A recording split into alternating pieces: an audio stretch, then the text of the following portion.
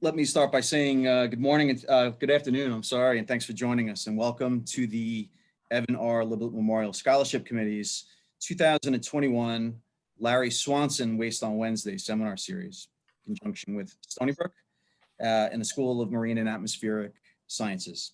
My name is Mike Engelman, and I'm pleased to serve as co-host for today's webinar along with Will Flower of Winters Brothers Waste Systems. Before we get started, please allow me to take a minute to remind everybody about the Liblit Scholarship Committee and what we do. For those of you that don't know, Evan was a highly respected recycling and waste professional who passed away at 47 in 1995. Evan worked for the EPA, the DEC, Town of Babylon, private sector, and he was also a teacher. He was loved by those, and after his passing, a number of his colleagues created the Liblit Scholarship Fund at Stony Brook to continue his legacy. Over the last 24 years, the Scholarship Fund has provided scholarships to more than 22 graduate students and 19 undergraduate students. Many of the scholarship recipients have gone on to become leaders in their fields. Some are joining us here today. Normally, the scholarship funds are raised at an annual breakfast held each year around America Recycles Day in November, and at the Federation of New York Solid Waste Associations conference each May. Due to COVID, both have been suspended, although the scholarship has continued, and we are hopeful that we'll be able to resume the breakfast, hopefully this November. I encourage any of you that haven't been to please consider coming if it happens, and also to consider supporting the scholarship fund if you are able. Prior to COVID, SUNY, Stony Brook at SoMAS, and the Scholarship Committee hosted a symposium at Stony Brook with a capacity crowd to discuss the recycling crisis and other important waste issues. In 2020, like everybody else, we adapted the symposium to Zoom. And for 2021, we are planning these webinars throughout April in celebration of Earth Day events and other pressing regional solid waste issues. This year is special. The Liblit Scholarship Committee has renamed the Waste on Wednesdays webinars after Dr. Larry Swanson of Stony Brook University. As many of you know, Larry passed away late last year. Larry's passing left a tremendous void, not only for his family, but his Stony Brook colleagues, the countless students whom he mentored, the professional affiliations, the groups across Long Island, the advocacy groups. We could go on and on. To many of us, he was just a genuinely good person who inspired others and brought the right attention to matters affecting our local environment. As a founding member and a strong advocate of the Liblit Scholarship Fund and the symposium discussions, it was only appropriate to rename the webinars after him. In a sense, Larry is still here teaching us what we need to know. In terms of logistics, everyone will be muted except for the speakers. If you have questions, please enter them in the chat box at the bottom of your screen, and we'll try to group them together and answer them at the end of the presentation slides. Today's webinar is called Waste 101, and it's intended to provide a broad overview of waste management practices across the US and on Long Island for students, those new to waste management, and those looking to learn about the latest updates on various solid waste and recycling issues. There are additional free webinars scheduled for April 14th on recycling initiatives from New York State, April 21st on food waste recycling, April 28th on the transportation of wastes, and all these webinars are free. It's now my pleasure to introduce our first speaker. Will Flower serves as the Senior Vice President of Corporate and Public Affairs for Winters Brothers Waste Systems. Winters Brothers is a Long Island-based company that operates 9 transfer stations, 6 recycling centers, and employs about 400 people on Long Island. Will has 37 years of experience in the area of solid waste management and environmental protection.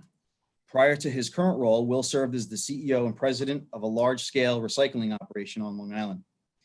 He also worked in the director's office of the Illinois Environmental Protection Agency and has held several operational and executive leadership positions at Waste Management and Republic Services.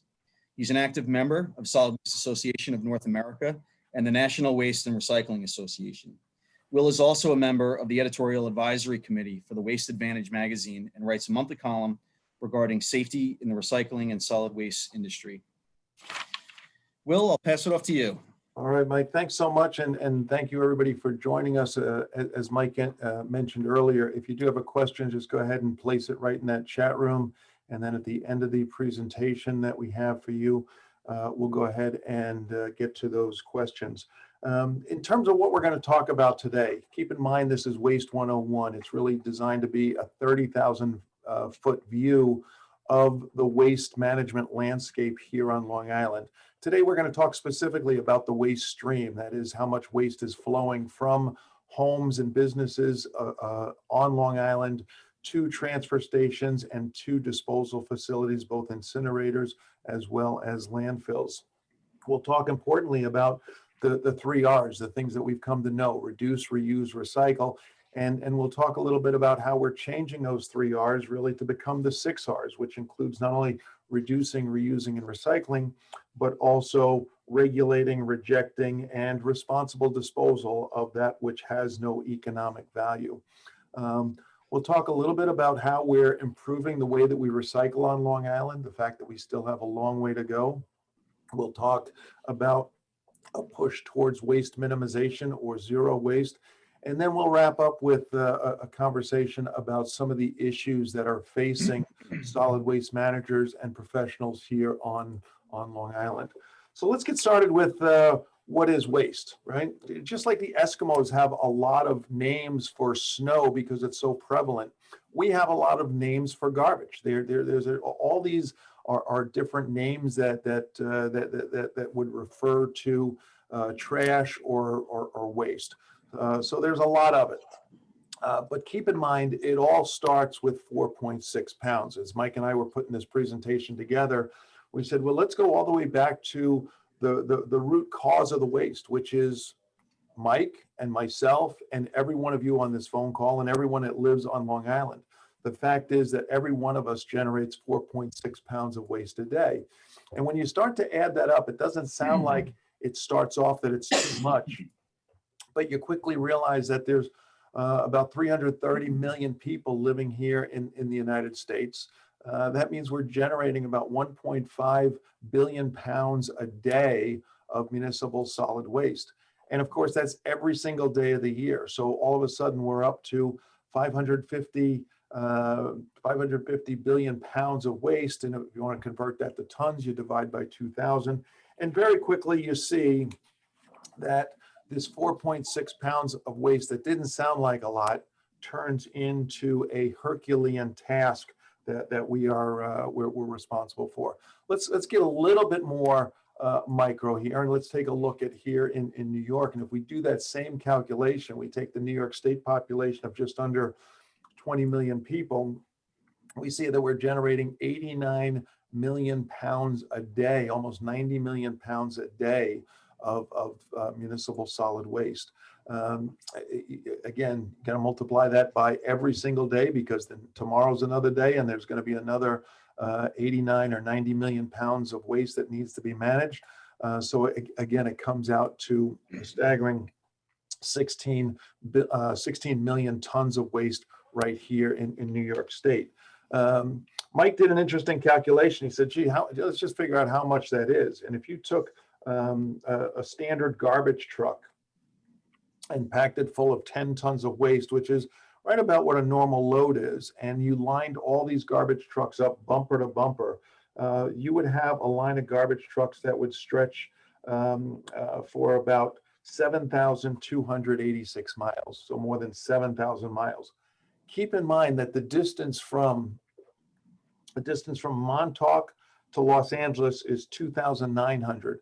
So we would go all the way there and all the way back with all the garbage that's produced in New York in just one year. Again, talking a little bit about what's in the waste stream. You can see that most of what we generate is paper and paperboard products. This is often referred to as the waste pie, but it gives you an idea of what's in there. And this is an important tool for planners, because we can start to take a look at it and say, well, which of these things are recyclable, which are not recyclable, which are easy to recycle, and which are more difficult, and what do we need to do to invest in infrastructure? You're going to get a really great presentation on April 21st regarding food waste. And when you look at food waste on organics, you see it takes up a lot of the waste stream. So there's the opportunity to really have a big impact if we focus and create the infrastructure for managing food waste here on Long Island, and there are private companies that are focused on that and are bringing these technologies to Long Island. Let's talk a little bit about what we refer to as that elusive place that's called away. And throwing garbage away may not be as easy as you think, because most people, when it leaves their curb, they develop an out of sight, out of mind mentality. It goes to this elusive place called away. But that place called away is really a pretty comprehensive process. It's certainly a complex process in which it all starts in either the home or at school, work, restaurants. Waste is being generated wherever we are. Wherever there's humans, there's waste that's being generated. So those generators, that is me and you and everybody else, has a choice. We can either reject it, we can reuse it, return it, recycle it, or throw it into the trash can for responsible disposal. And then comes the collection part, right? There are these garbage trucks that move along Long Island and collect waste on a daily basis, and they're picking up municipal solid waste. They're picking up recyclables, sometimes yard waste, sometimes bulk waste, and they're taking it to these transfer stations. And at the transfer station or processing center, waste is being either baled or sorted. In some cases, it's going to recycling centers where the material is getting sorted. And then there's this entire process of moving the waste, right? Because the waste has to go from a transfer station to a place where it can be burned, and then or it has to be hauled away. Maybe gets hauled offsite, or it may be shipped to a recycling facility. And then finally, it ends up in the final resting place, which could be as ash coming out of an incinerator. It could be disposed of in a distant landfill. Keep in mind, there are no municipal solid waste landfills on Long Island. So any material that's going off of Long Island for disposal has to get trucked. It could be used as a raw material, or ideally we'd be able to compost some of those waste products. I want to talk a little bit about recycling, just to give you a little bit of a primer. I know that the next webinar, which is going to take place on April 14th, is really going to do a more deeper dive, but this is Waste 101, so we're just kind of introducing subjects here for the benefit of the participants.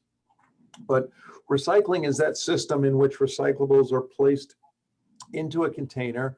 It's moved and taken to a processing facility where it's sorted. And there's several types of different recycling programs here on Long Island. We have single stream programs still, there's dual stream programs, and there's drop-off programs. I should also put in there that there's buyback programs. Many of our grocery stores have buyback centers where materials that a deposit has been laid down on can be redeemed.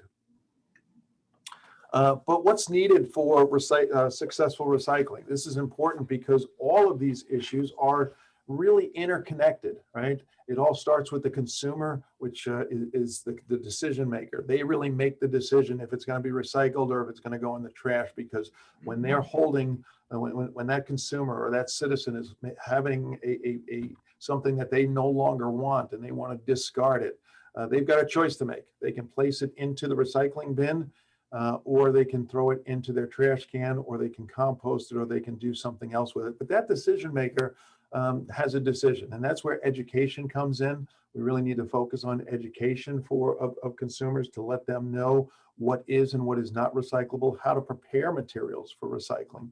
There's that whole collection process, and then they take it someplace. That infrastructure is important.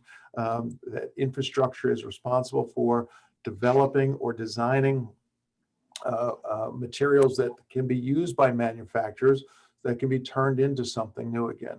But the most important thing to remember is that that all of these materials that we collect have to have a market to go to, and I'll emphasize that a little bit later on.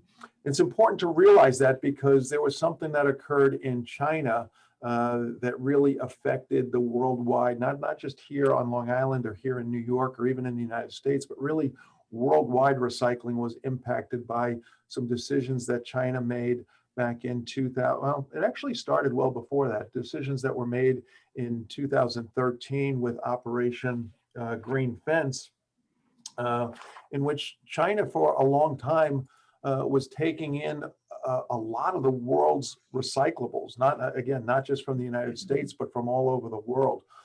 So when you look at what the U.S. was shipping to China, you saw this incredible growth from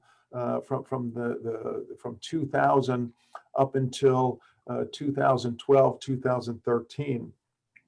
And then China decided to get a little bit more restrictive on the amount of materials or the types of materials that were coming in. Basically, they said, we're kind of getting some sub-quality materials. People tend to be putting a lot of garbage in. The contamination rate was a little too high. So they implemented this Operation Green Fence, which was really designed to improve the recyclables that were coming in. That got stronger and stronger until in 2018, they actually banned 23 different recyclables. And again, what that does is it goes to a major rule of recycling. There's actually two things we need to remember when we talk about the basic rules of recycling.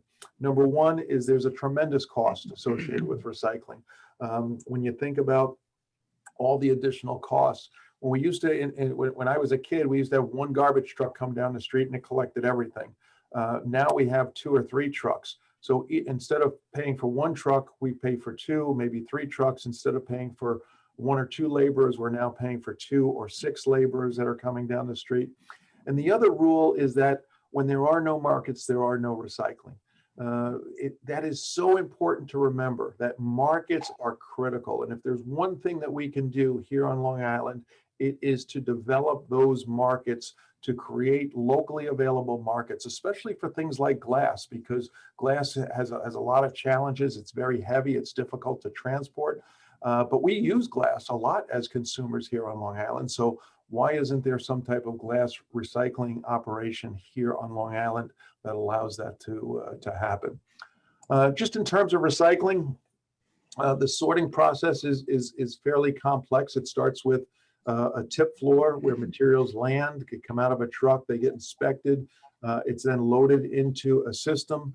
There's all kinds of separation processes designed to segregate different materials. It comes in as a mixed lot, and then it goes through this separation that could include manual separation, which would just be laborers on a belt, to optical sorting equipment. We use magnets to collect ferrous metals. We use eddy currents to gather non-ferrous metals, robotics, and then there's a lot of quality control, quality assurance programs.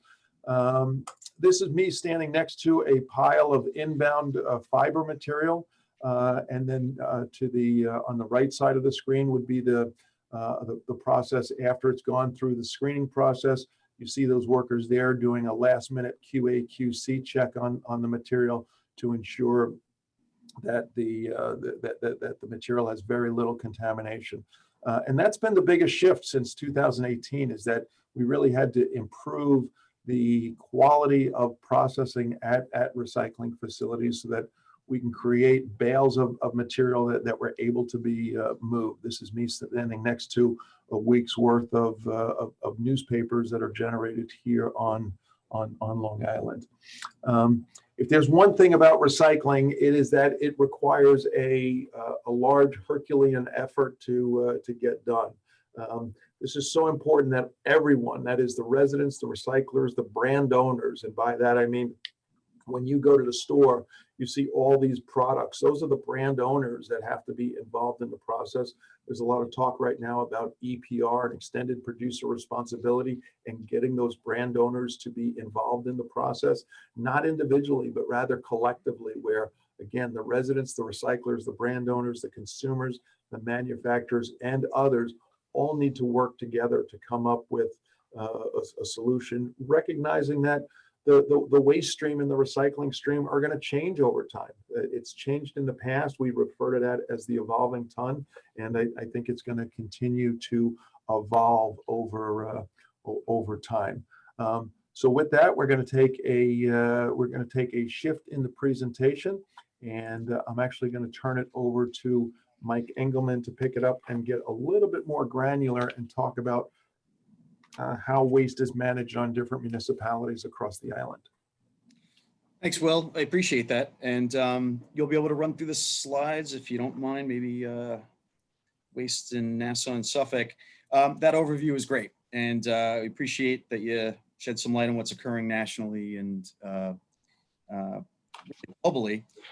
And since we have so many attendees from that live locally or work locally, and including students at Stony Brook and Suffolk Community College, we thought we would talk a little bit about what's sort of going on in our own backyards here on Long Island in Nassau and Suffolk counties, and the typical waste practices that occur, locally here in the different townships, as I said, in Nassau and Suffolk. So we are what's known as Region 1 to the New York State Department of Environmental Conservation. It's broken up into different regions throughout the state.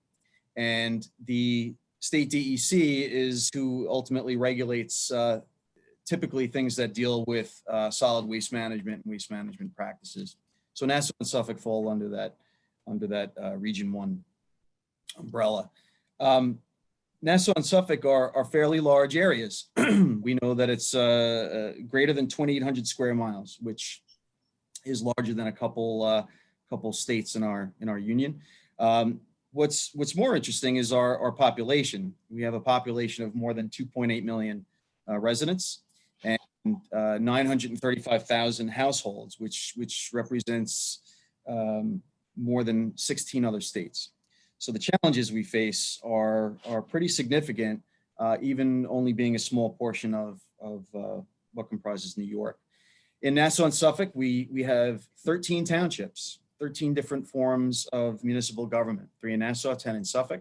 There are 2 large cities in Nassau, Glen Cove and Long Beach, and at least 90 incorporated villages scattered throughout Nassau County and Suffolk County, all with different infrastructure, different waste plans, different ideas, and some sort of have some intermunicipal cooperation that they share services, but by and large, everyone is doing a little bit of their own thing. Next slide.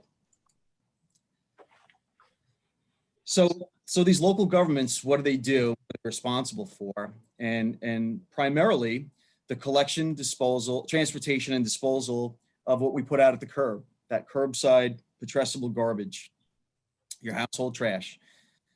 Same thing with the collection and transportation, processing and disposal of, as we'll mention, that could be in the form of dual stream, which is alternating weeks of plastics and metals, and other weeks paper and cardboard, or single stream. Some areas they provide the collection and disposal of yard waste, hopefully recycling of some of that. Most cases, they do not collect grass. And a law that went into effect in January of 2015 requires the source separation of electronic waste. So local governments have an obligation to provide a mechanism either for the collection or drop-off areas for this waste, which now occurs. Also provide collection and disposal of things like appliances and bulk items that you might put out, maybe a couch or some other large non-typical item. Same thing for construction debris, maybe someone that's doing a home remodeling project or has taken down a place that most municipalities will provide either collection services or a drop-off location, typically at a municipal transfer station.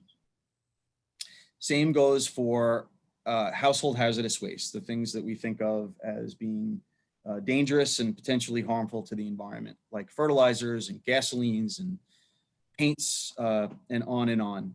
There are some towns that provide permanent drop-off locations where residents can go throughout the week, and other towns will provide these one-day events that'll occur throughout the year. Some towns, typically on the East End, may have a pay-as-you-throw program in place of a curbside collection, which is basically that you pay for what you drop off, or you pay to purchase a bag that includes a prepaid disposal. And that works well for those communities that are have a seasonal population. So maybe at different times of the year, their population might double in town of Southold or areas on the South Fork. And another big part is governments play a huge role in educating their residents and enforcing rules and regulations. That's a large part of what we do to remain compliant, with local and state and county laws. So this work, how is it done? Well, local governments typically provide these services either through a municipal workforce or through private workforces under contract. In some cases, it's a combination of both. And depending on the community that you live in or work in or have seen, you'll see that it's generally a little bit different from community to community.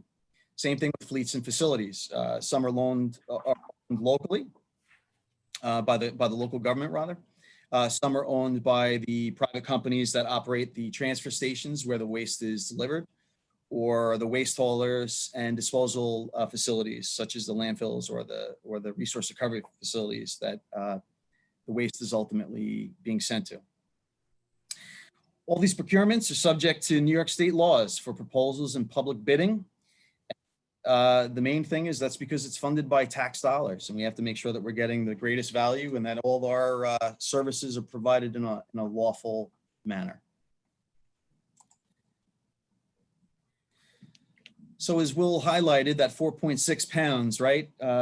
What we know is that Long Island is really no different. We're not special when it comes to this, where our residents are also falling under that 4.6 pounds per day.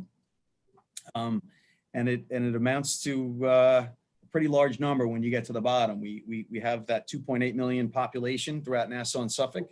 So we're generating over 13 million pounds per day. Over the course of a year, that's over 4.7 billion pounds. And at the end of the year, translated to tons, that's 2.4 million. So we are pretty average when it comes to that, which means the problems we face are serious.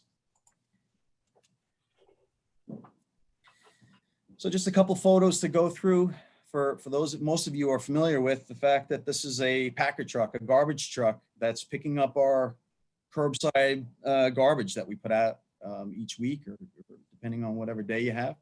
The first one is the raw garbage, the municipal solid waste. The second photo is paper recycling. And I think we all agree that, once the waste is placed at the curb, it's the job is only starting. So what usually happens in the next slide, or a continuation of the typical waste, some communities have now established drop-off locations for glass rather than allowing it to be placed at the curb with other commingled recyclables, such as the ones in the middle of your screen there, those plastics. That decision was made by a number of communities to hopefully increase the quality of the recyclables that are being placed at the curb, so better markets can be sought. The glass has become a major contaminant, as Will alluded to earlier. So a few of these areas are establishing these drop-off locations where residents can go 24/7, and we can hopefully take that glass and find better markets for it to be recycled. Photo on the right is the electronic waste that we were talking about at our drop-off location. That has to be handled in a special manner. We provide curbside collection of that. But it's not just the typical curbside garbages that we're all used to talking about from the kitchen can. Photo on the left is a household hazardous waste drop-off event, people doing the right thing. This occurred during the last year, during the pandemic.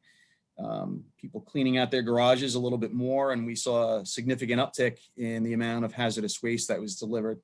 And ultimately, the waste that's collected is sent to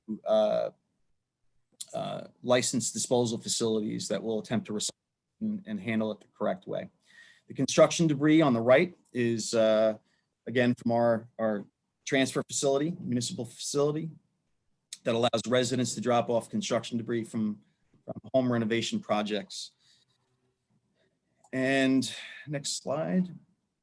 Ultimately, all these waste types, from the garbage in the kitchen to the recyclables we place at the curb, may end up at one of these facilities. The photo on the left is our municipal transfer station. The photo on the right is the Huntington Resource Recovery Facility operated by Covanta Energy. And on the next slide, you'll see what occurs that at our municipal transfer station. That waste is just that. It's transferred into even larger trucks where it's ultimately sent to facilities designed, as Will did earlier, to handle and process and market those recyclable products, hopefully into new products. The photo on the right is the municipal solid waste, that raw garbage that we discussed earlier, meeting its fate into the pit of a Covanta facility before it's ultimately sent in for its burn. But in the end, for the communities that don't send their waste to a Covanta facility, or the communities that do, there still is a connection to landfills. The photo on the left is a off-island municipal solid waste sanitary landfill, where the raw garbage is simply buried into a engineered facility. And the photo on the right is the ash or the residue that's a byproduct of the energy from waste process at the Covanta facility. So ultimately there's a byproduct, and ultimately they both have a landfill fate to some degree. These facilities are either kind are highly engineered, very expensive, very technical, and the obligations continue on almost in perpetuity. The photo on the left is our closed landfill facility that we have an obligation to the state and our residents and stewards of the environment to make sure it stays in good condition, that we manage the gases that are generated from the decomposition process through that photo in the middle.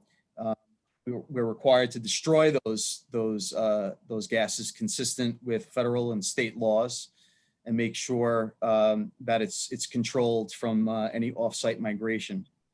Same thing, that photo on the right are leachate storage tanks. Leachate is the precipitated liquid that comes from a decomposing waste mass, and ultimately that dense or concentrated liquid has to make its way to a treatment facility. So as you can see, the obligations with these facilities that we operate never really end. And this next slide really just shows us how in Nassau and Suffolk, throughout Long Island, our waste in all the different communities, this just highlights the townships. It has a complicated roadmap, right? And we have the East End towns who are sending their waste ultimately through transfer stations. It's going to destinations and locations off island. We have the 4 resource recovery facilities where Hempstead and Babylon and the Huntington Smithtown facility and the Islip facility are sort of, Smithtown goes to Huntington, Babylon stays where it is, Islip brings its ash to Brookhaven. You can see it's sort of this Gordian knot of who takes whose waste, but ultimately those black arrows at the bottom, which represents the ash, the byproduct of the resource recovery process, is currently going to the Brookhaven landfill. Those arrows are going to change to the west, and that will occur in the not so far future. Next slide. So just to sort of recap that, the residential and commercial waste are mostly sent to Covanta facilities on Long Island, or distant landfills off island, including upstate and out of state. Ash for the resource recovery facilities, where the waste is sent to from municipalities that are sending their waste there, is sent to a landfill in Long Island, out in Yaphank. But as I said, not for long. Brookhaven landfill is facing an imminent closure. And the fate of that ash is still a little bit of an unknown. It's been a important topic of discussion among the various Long Island communities for quite some time. In addition to that, there's at least 500,000 tons of recyclable material that finds its way to the different transfer stations on Long Island that are designed to recycle this material and seek markets to make new materials in the form of that dual stream recyclables and single stream that we'll refer to earlier. And then we have the looming question of glass. We're still trying to find sustainable, good markets for that. And as Will said, something is only recyclable if it can be turned into something, or if there are markets that support that.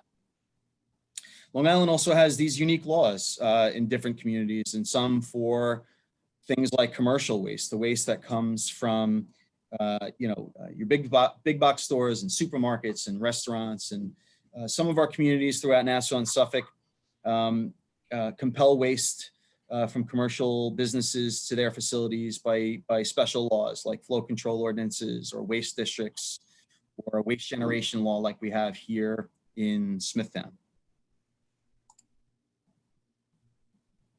And all this has to be done, right?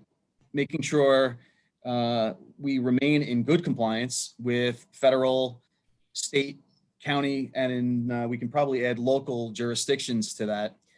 Federal EPA and other agencies, New York State DEC, county governments.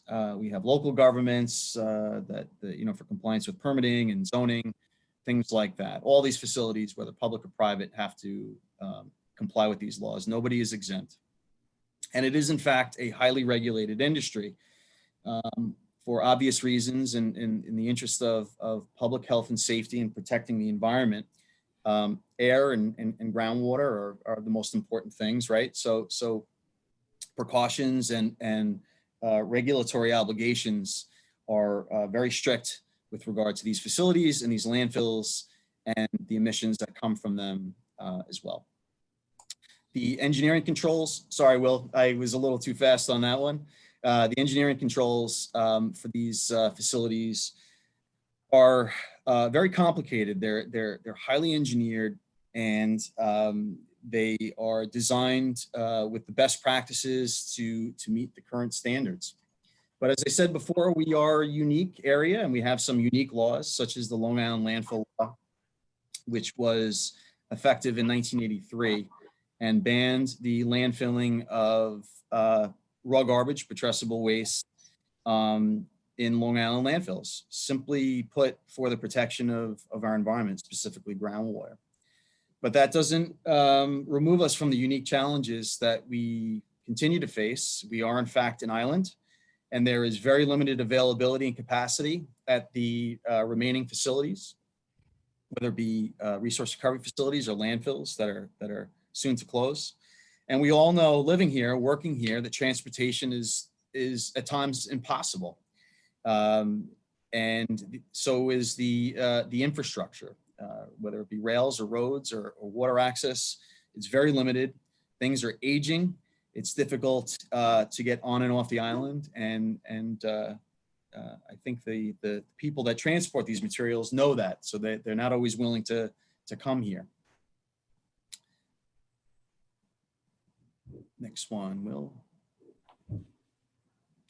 So it's worth noting, just to recap. So throughout the pandemic, given the year that we all had, we're meeting here virtually for a reason, right? I mean, otherwise we would probably be in person. But COVID has affected all of us, and certainly sanitation and waste management and recycling were not immune. In fact, they were among the first things that were impacted.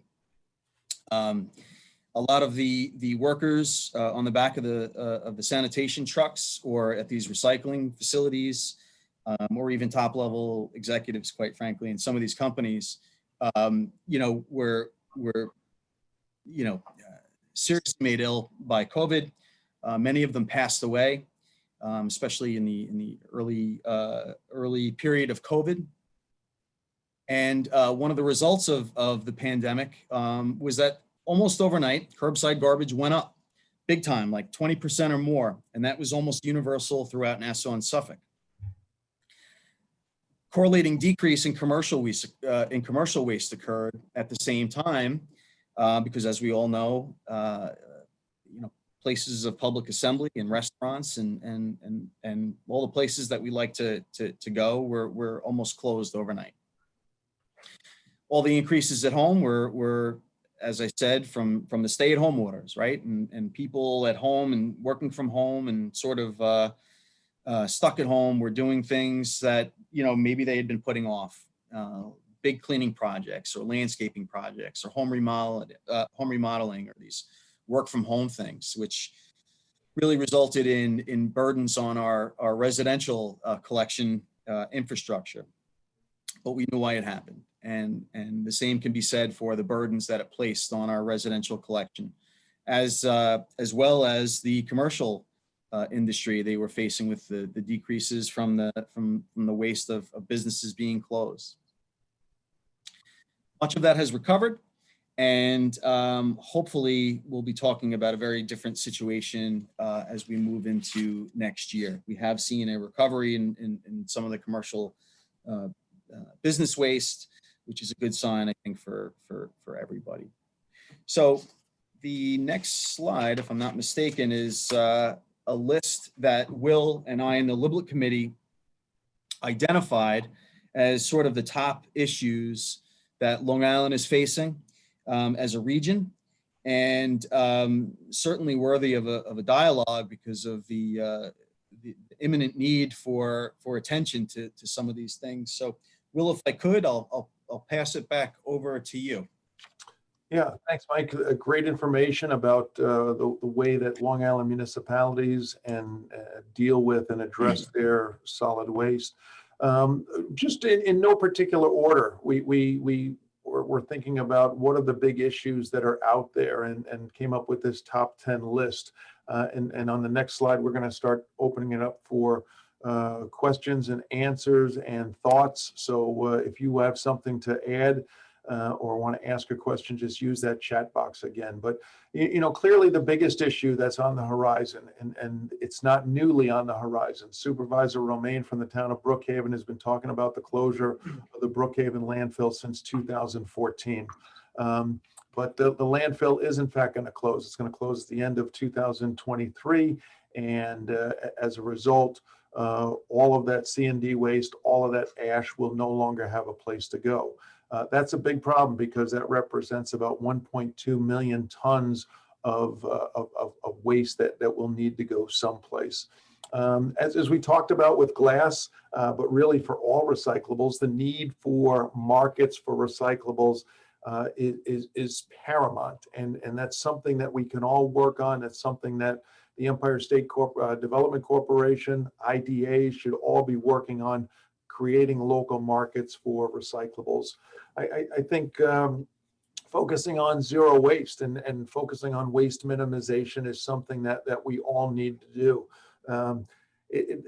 There is no silver bullet to the management of solid waste. It requires a comprehensive approach, but waste minimization is certainly part of the solution.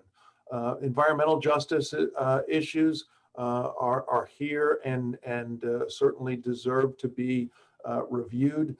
The environmental justice isn't a new issue. It was developed, it came to light back in the early 1990s, but certainly are taking on a renewed interest and are under more of a microscope now to ensure that solid waste issues are not a burden on any one community, but rather a shared responsibility.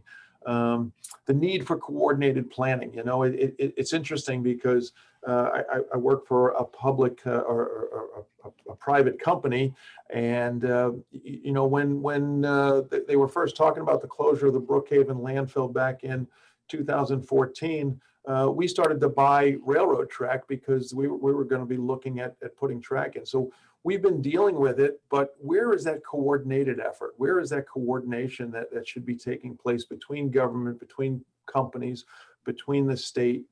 That's really what's lacking right now, or at least that's one of the things that we said was greatly lacking here on Long Island, was a coordinated approach to ensure that solid waste programs were efficient and effective and environmentally sound for the proper management of solid waste. Clearly, cost escalation is going to be an issue. You know, we're not the first municipality or area to ever close a landfill. New York City closed its largest landfill that was about 5 times larger than the Brookhaven landfill in the late 1990s.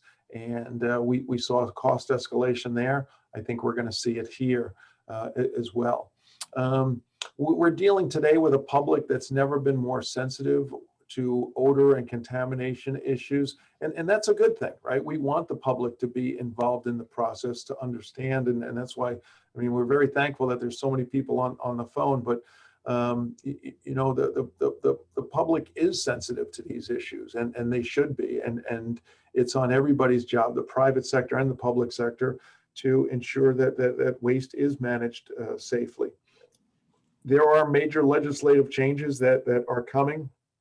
We talked about earlier, we talked about the extended producer responsibility law, which is under consideration. There was one, actually the last several years, a bill has been introduced. I don't know if it's going to get legs this year or not. We're hopeful that EPR comes into existence. However, you know, getting it right is also important than just passing a bill. Minimum content legislation, again, designed to create more of a demand for recyclable materials is important. And then we really do need to, at some point, fix the bottle bill. The bottle bill was passed in the 1980s. It was originally passed as a anti-litter piece of legislation. It is antiquated, and it definitely needs to be updated. And then we also thought the next big storm is a big issue. Not if that storm is going to come, but when is it going to come? Because storms are huge events that generate tremendous amounts of waste that needs to be managed. And that's something that we as an island really need to focus on. A lot of that waste during Superstorm Sandy was managed at the town of Brookhaven landfill. If that's not going to be an option for us, we definitely need to have some alternatives. And then illegal dumping, as you know, this is really related to number 6. As costs tend to go up, the unscrupulous people tend to emerge and don't do the right thing and will illegally dump materials. My good friends at the Citizens Campaign for the Environment were instrumental in pushing for legislation last year that the governor signed in December to make the penalties for illegal dumping more stringent, more severe. We're happy about that. I think that we should all be focused on making sure that illegal dumping is a violation which is punishable and includes some jail time for people that are going to participate in that activity. So again, this was just kind of the list of the top 10. I'm sure there's a lot of other issues out there, but we just wanted to, at a 30,000-foot view, kind of talk a little bit about what those issues are. We want to move now to talking a little bit about the questions or thoughts that people that people have, and I'll go to the chat room and see what kind of questions we have. But are there any plans for scaling collections across regions so that residents who move frequently these days or have second homes on the island can recycle the same items where they live or visit? So a good question, Mike. What about people that have, that move into a community from another community? How do they get information about what is recyclable there, and any plans to coordinate so that the same type of materials get recycled? Yeah, that's a good question, and it certainly has gained more attention recently. Even in Suffolk County, there have been attempts to sort of homogenize the recycling information that's distributed to residents in the different communities, make it a little bit easier, and sort of promote shared services not only procurements, but sort of coming up with a unified message so that residents that perhaps move from a different community to another one are able to understand what's going on and not have to search. Maybe in some areas it's not as easy to find this information. And the state has also, I've noticed, sort of picked up efforts in helping to provide,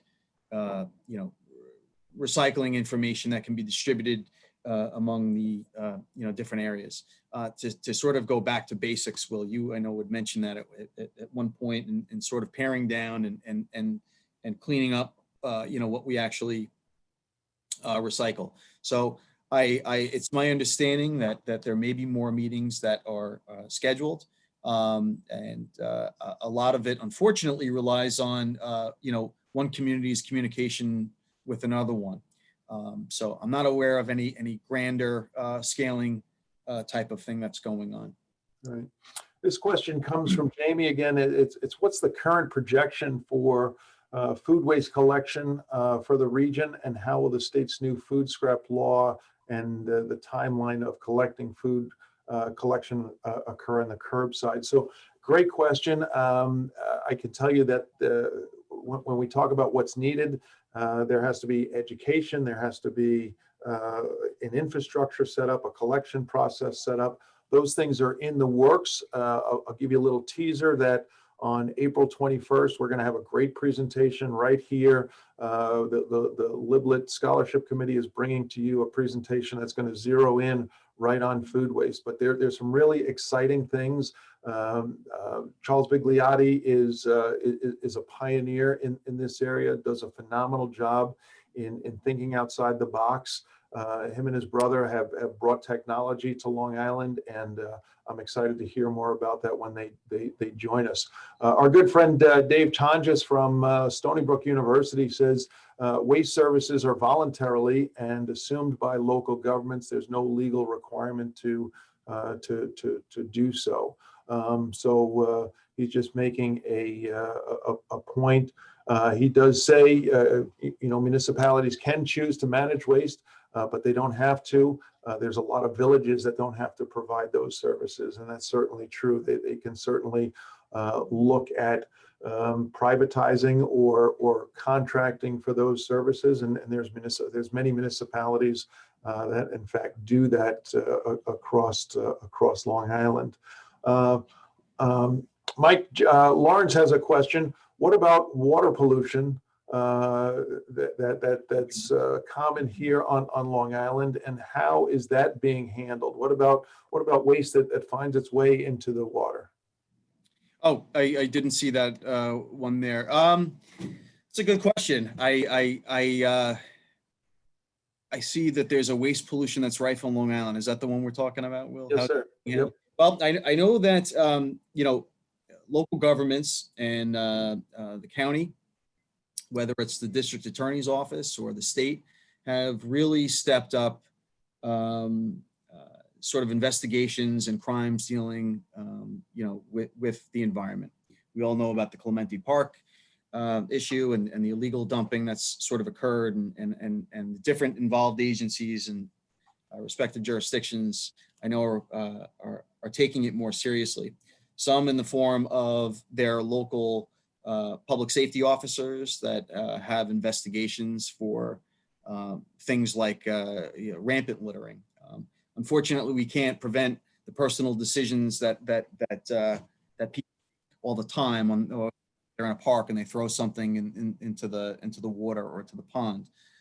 Hopefully, we can change those behaviors through better public education. Having a more present, or at least make people aware that we're sort of watching for those things. But I can speak for Smithtown in that we do go through the effort of cleaning our bodies of water in the parks and areas where the right of ways where we have at least a jurisdiction to collect waste that somebody has thrown out. I can't speak for some of the other communities. Yep. So just a question from Jamie about what is the state doing these days to tighten the SWMA, I think he means the Solid Waste Management Plan. Drafts have been in place for years. So the last time this plan was looked at was 10 years ago. It's supposed to be updated every 10 years. There is an effort afoot to get that done. However, I think this is where a legislative change could be effective. 10 years is a long time. I think that the updates to plans should happen much more frequently. And again, it would require an ongoing effort to look at coordination between all the municipalities and the state and private companies and brand owners. You really need to have that holistic approach. He also states that wishes they could do more with polyethylene. Polyethylene terephthalate, right? Number one, the PET bottles is the most common type of plastic. That's your clear, usually what beverages come in. Water bottles are PET. And he's absolutely right. The vest I'm wearing this morning is made from recycled plastic, comes from, it's polyethylene. And it was at one time probably a water bottle somewhere. There is a lot more. And that's actually one of the materials that we have no problem moving today. We collect a lot of that material and move it every day.